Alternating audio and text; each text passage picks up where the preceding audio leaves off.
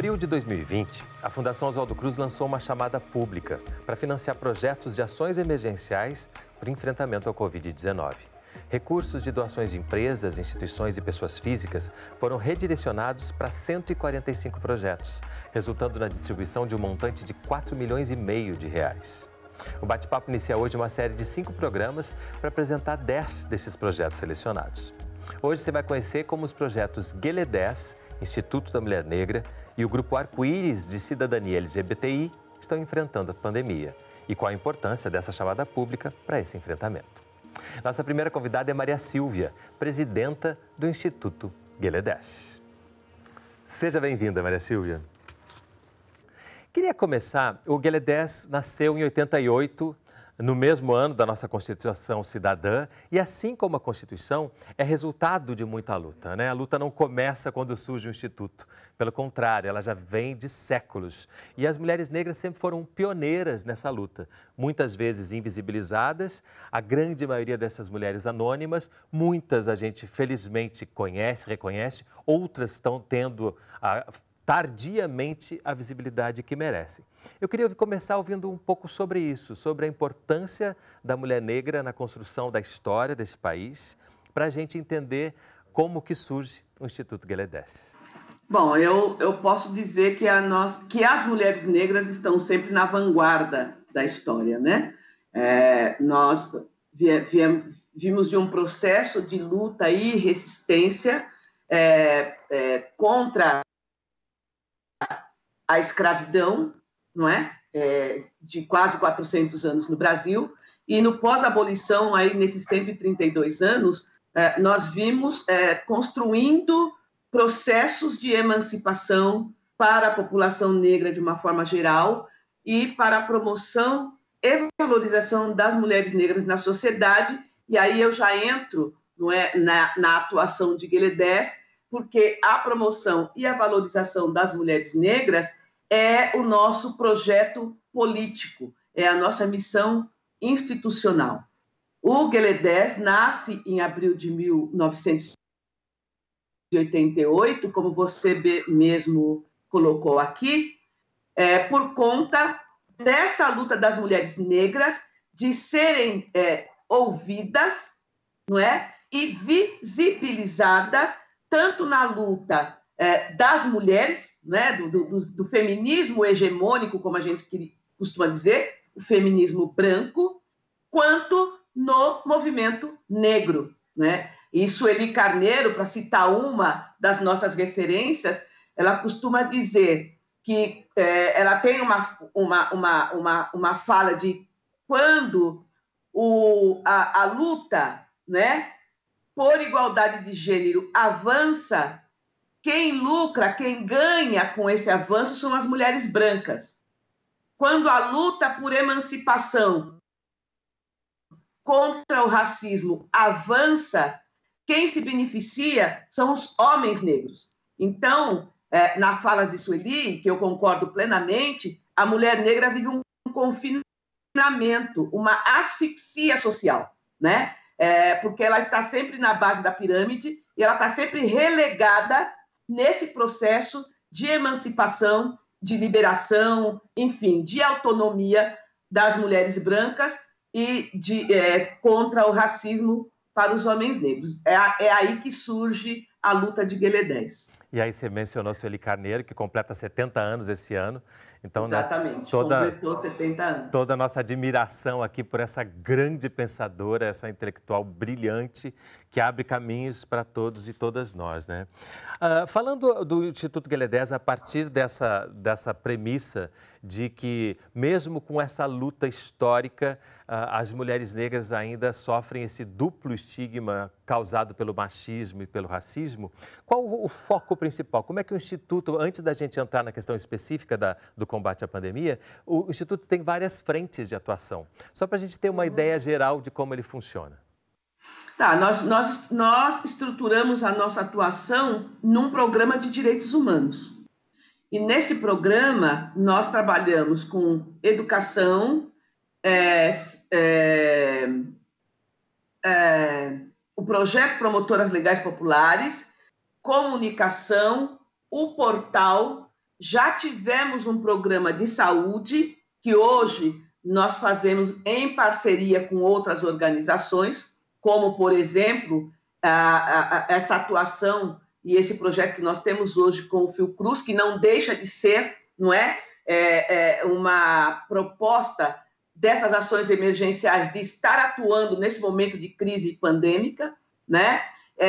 Pesquisas em mercado de trabalho, enfim. Mas para falar especificamente deste projeto que submetemos aqui à Fiocruz, nós temos uma formação, uma capacitação para mulheres que nós fazemos nas periferias de São Paulo, né? Para instrumentalizar, para dar capacitação para que essas mulheres possam atuar no enfrentamento às diversas formas de violência que a população negra, mas especificamente as mulheres negras, sofrem na sociedade brasileira. Então, só para exemplificar, uma das matérias, vamos dizer assim, que a gente oferece nesse curso gratuito, que não exige nenhuma formação da mulher,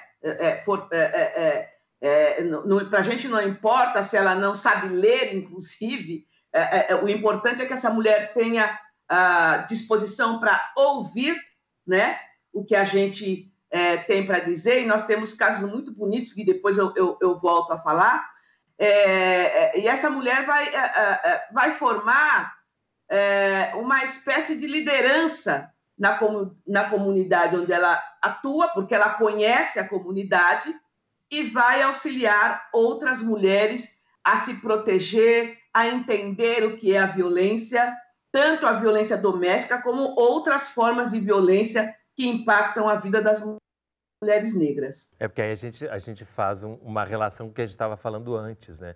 Por todas essas violências causadas pelo racismo e pelo machismo, muitas vezes pode parecer imperceptível algum ato violento, pode parecer até naturalizado.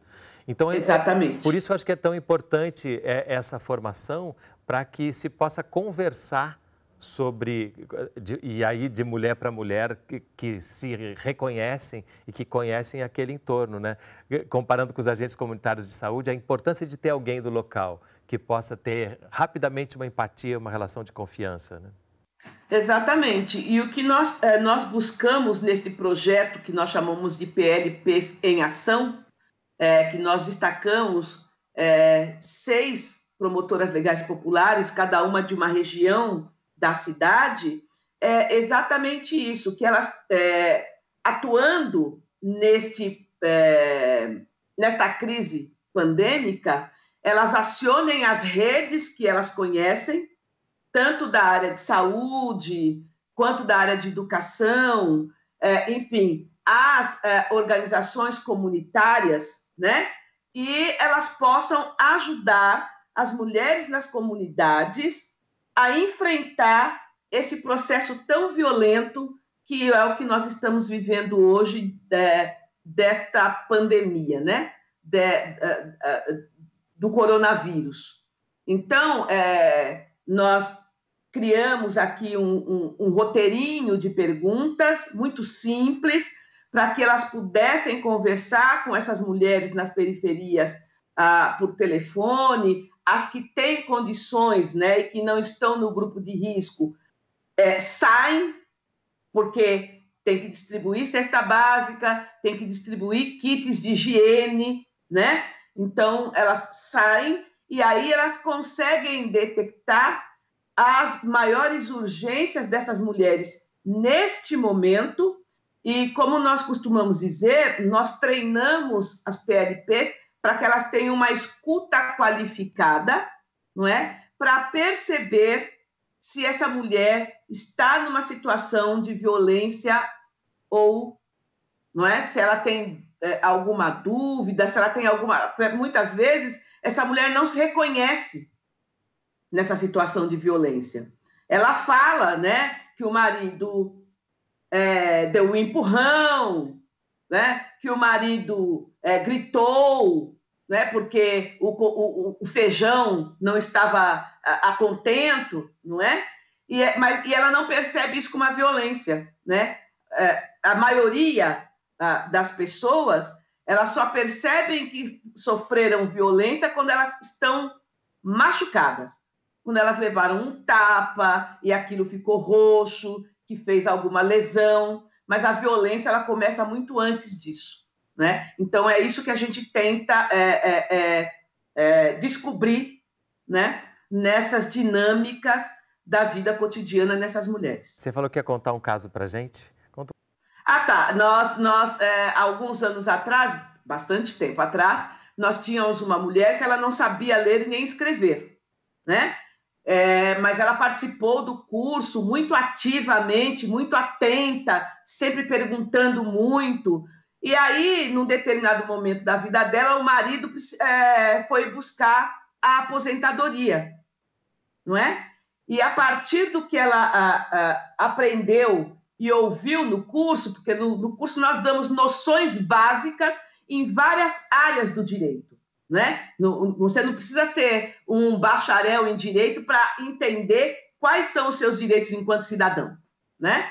Num determinado momento, depois do curso, ela nos procurou para dizer que ela conseguiu a aposentadoria para o marido, porque ela tinha participado do curso, ela tinha entendido o curso com noções básicas de direito previdenciário, e ela tinha se dirigido com o marido ao INSS para fazer, né, pedir o benefício previdenciário, e deu tudo certo. Então, é uma das histórias, né, que deixa a gente muito feliz. Por isso eu falei que não é necessário você ter nenhum tipo de letramento formal, né? Basta a vontade da mulher de aprender, de escutar, né? Para que ela possa exercer plenamente a cidadania dela. E isso a gente tem a partir do momento que as pessoas entendem, não é, os seus direitos enquanto cidadão, enfim, pagador de impostos, porque não é porque é pobre que não paga imposto, muito ao contrário, né? A gente sabe como isso funciona. É isso. Para a gente terminar, que eu acho que sintetiza de alguma forma, né? Porque você falou do empoderamento, você falou da formação de redes, né? E isso tudo é muito feminino e é muito feminino negro. Né? É importante a gente lembrar disso que vem a partir das ancestrais e que acaba sendo colocado em prática no cotidiano da mulher negra. Só para a gente entender o que significa Geledés. Bom, Geledés é uma palavra iorubá, né? Que designa uma sociedade secreta de mulheres, como uma sociedade religiosa, vamos dizer assim, só de mulheres negras, para as quais os homens, na tradição iorubá, prestam culto, porque são mulheres poderosas, não é? Então, o nome Geledés significa exatamente isso para nós. Nós somos um grupo de mulheres negras. Eu não estava na fundação, eu entrei depois, mas somos um grupo de mulheres negras que fundou o Geledés e uma organização feminista negra que é dirigida por mulheres negras, né? As decisões do Geledés, a diretoria do Geledés, o conselho do Geledés é formado por mulheres negras. E é isso. À medida que você vai falando, eu vou lembrando de Conceição Evaristo, que fala da escrevivência, que também é uma escrita que tem gênero e tem raça, né? E como é importante a gente, nós brancos, começarmos a perceber esse universo que é constituinte, que é poderoso e que esse nosso olhar eurocêntrico muitas vezes acaba ignorando, invisibilizando, o que nos faz agentes dessa violência cotidiana. Por isso, parabéns pelo trabalho do Instituto. Longa vida Geledés, e parabéns também por essa iniciativa junto à Fiocruz de criar essas ações para diminuir um pouco o grande sofrimento do país em relação ao coronavírus e à Covid. Maria Silvia, obrigado pela presença aqui conosco hoje.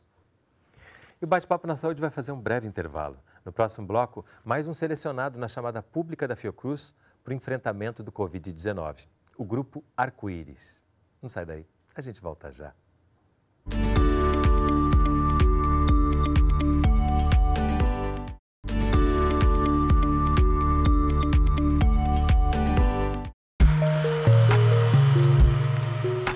Bate-Papo na Saúde está de volta, falando sobre a chamada pública da Fiocruz para o enfrentamento do Covid-19. Nesse bloco, nosso convidado é Cláudio Nascimento, coordenador executivo do Grupo Arco-Íris. Seja bem-vindo, Cláudio. Queria começar falando sobre o grupo que existe desde 1993. É uma luta antiga, uma luta contra o preconceito, uma luta a favor da cidadania. E eu queria que você nos ajudasse, a quem porventura ainda não conhece, a saber um pouco mais sobre a trajetória do grupo. Obrigado, Renato. Obrigado ao Canal Saúde por esse espaço. O Grupo Arco-Íris de Cidadania LGBTI, ele foi fundado em maio de 93, então é um taurino, né, como o próprio Renato falou outro dia. O grupo, então, ele trabalha no tema da qualidade de vida da população LGBT há muitos anos, fez 27 anos, e ele tem ações tanto na sede, quanto também ações em territórios, e ele é conhecido muito por realizar a primeira parada LGBTI do Brasil, que é a parada do Orgulho LGBT de Copacabana, né? Que leva 1 milhão e 200 mil pessoas todos os anos à praia. Mas, além disso, o grupo tem um trabalho muito forte no campo da saúde e prevenção, né, ao HIV/AIDS e outras infecções sexualmente transmissíveis. Tem uma grande parceria, inclusive, com a Fiocruz no campo das políticas de prevenção em HIV, como PrEP, PEP e diversas outras ações. Nós temos em nossa sede serviços como teste rápido para HIV, fomos a primeira ONG do Brasil a ter teste rápido para HIV há 12 anos atrás. Temos apoio psicológico para a comunidade, temos um serviço de apoio jurídico e social para a comunidade em busca também de seus direitos, encontros de convivência, autoestima e sexualidade, todas as sextas-feiras tínhamos, né? Agora com Covid a gente remodelou essas atividades, mas tínhamos essas atividades presenciais toda semana, atividades de aconselhamento também em HIV e outras doenças também no Arco-Íris, atividades de capacitação profissional para pessoas LGBTIs, pessoas trans, especialmente, uma série de ações focada também na defesa das políticas públicas, controle social, monitoramento. A gente participa de vários conselhos de direitos no Rio de Janeiro, né? Então, assim, uma atuação muito ampla no campo da defesa da cidadania e dos direitos da comunidade LGBTI carioca e brasileira. Aí falando já um pouco da questão da pandemia do coronavírus, dessa chamada pública da Fiocruz, das ações que a partir de então puderam ser feitas ou puderam ser melhoradas, né? Porque muita coisa já vinha sendo feita. Como é que a gente pode entender? Você falou especialmente as pessoas trans num determinado momento. A gente pode e deve falar sobre essa vulnerabilidade das pessoas trans ao longo do tempo nessa sociedade, infelizmente ainda conservadora, e especialmente nesse momento de pandemia? Então, Renato, eu acho que é importante, então, primeiro localizar a campanha e falar especificamente dessa população. Em março, logo que veio a informação que estava já eclodindo nos Estados Unidos, que a crise na China já estava no seu pico, né? E aqui a gente no Arco-Íris, desde fevereiro, já vinha conversando sobre a questão e vendo o que a gente precisava fazer. Então, logo que veio a discussão de isolamento social no Brasil, no Rio de Janeiro, o Arco-Íris já vinha conversando com sua equipe, com voluntários, o que fazer. A gente, então, no final de março, a gente lançou uma campanha chamada LGBTI versus Corona, a nossa bandeira nos une, feita inclusive por um grupo pelo publicitário Bruno Bertani, fez gratuitamente para a gente. Ele estava muito mexido com isso, e também uma empresa de comunicação, a Target, que fez toda a parte de conteúdo sem cobrar nada para a gente, para dar alguma contribuição. Naquele momento a gente viu que a questão do Covid não passava apenas pela questão da informação. Claro que estrategicamente a questão da informação era fundamental, levando-se em consideração que há uma tentativa de negacionismo desde o início, quando a epidemia chega no Brasil. Então, era necessário trabalhar com informações científicas de autoridades sanitárias, não acreditar em fake news, né, em mentiras, em suquinho ou em uísque com limão que vai resolver, ou coisas do gênero, né? E aí, então, a gente viu que a informação era fundamental, mas era também necessário olhar para as nossas e os nossos irmãos LGBTs e sociedade geral, que com a questão do Covid, o isolamento social, todas as questões sociais que já estavam ocorrendo no Brasil, como o desemprego, como as questões econômicas de crise, né? Aumento da miséria no Brasil. Então, tudo isso também, junto com o Covid, já era uma grande questão. E aí, com o Covid, isso se ampliou. E aí, com a comunidade LGBT, a nossa preocupação é que, infelizmente, ainda existe, do ponto de vista da sociedade, uma visão de que a comunidade LGBT não teria importância ou prioridade num tipo de atenção humanitária. Então, aí nós vimos que era necessário que a campanha tivesse a ação voltada a combater o coronavírus com informação correta.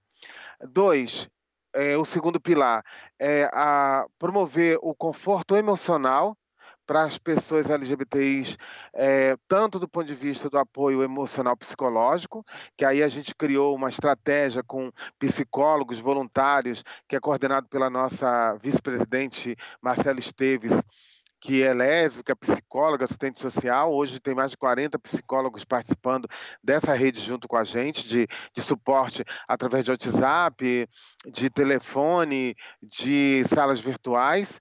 A gente viu que teria que construir algo alternativo. E a segunda ação ainda do pilar promover o conforto emocional seria também criar lives culturais, eventos culturais, para que a comunidade tivesse algo também para se interter, né? E o terceiro pilar é articular e promover uma rede de proteção social, que seria o quê? Primeiro, estimular na própria comunidade e nas empresas que atuam no mercado e que tem um discurso friendly ou um discurso simpático à causa, que agora tivesse algum tipo de participação e mobilização. E também mover as estruturas dos órgãos, como a Fiocruz, que está nos apoiando nessa ação, para que a gente possa comprar cestas básicas, kit de higiene e limpeza, confecção de toalhas, e distribuição de máscaras. Você tem que pensar também nos graus de vulnerabilização dessa população. E a população de pessoas travestis e transexuais, elas são muito expostas ao preconceito, à discriminação, não tem oportunidade de emprego, espaço para a escolaridade, para capacitação profissional é pequeno. Então, a gente viu que precisava ter uma atenção especial a elas e a eles, né, pessoas trans, mulheres e homens trans. Quando a gente pensa em mercado de trabalho, e a falta de mercado de trabalho para essas pessoas, como é que a gente pode pensar em alguma forma de ajudar, alguma forma de tentar mudar esse panorama?